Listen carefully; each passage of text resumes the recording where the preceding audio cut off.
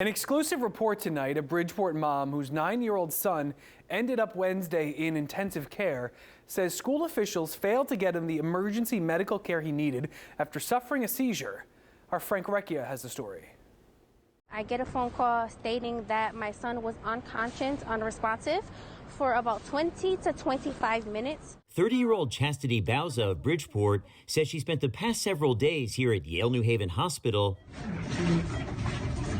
by the bedside of her 9-year-old son Giovanni, who she says ended up in the ICU Wednesday after suffering a seizure at school that morning. Geraldine Clater, Magnet Academy. The third grader has cerebral palsy. They should have called the ambulance. They should not be playing with anybody's life, especially a child who has special needs. The single working mom, who's a registered nurse at a Connecticut hospital not connected to this case, says the school nurse called her Wednesday morning and said Giovanni had been slipping in and out of consciousness for between 20 to 25 minutes, but she had not called an ambulance about 90 minutes after the episode. I find out that my son was having a seizure, and she sent my son back to class. And I'm just baffled. My kids will not be attending that school anymore. And as a mother, having seen my son cry, get put through 7 IVs to get medication in him, that hurts. Bauza says her son is now out of ICU, but is still hospitalized on a neurological floor,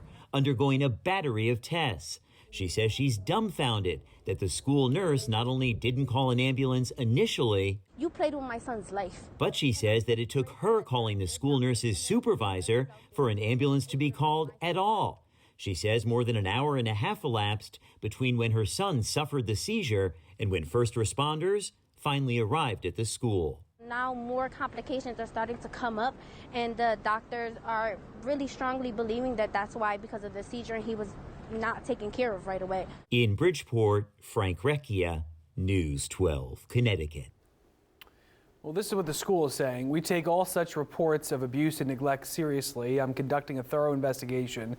At this time, there does not appear to be any indication staff acted inappropriately. However, we cannot rush to judgment when all the information has not yet been thoroughly examined and verified. The entire school community wishes nothing but the best for this child and his family.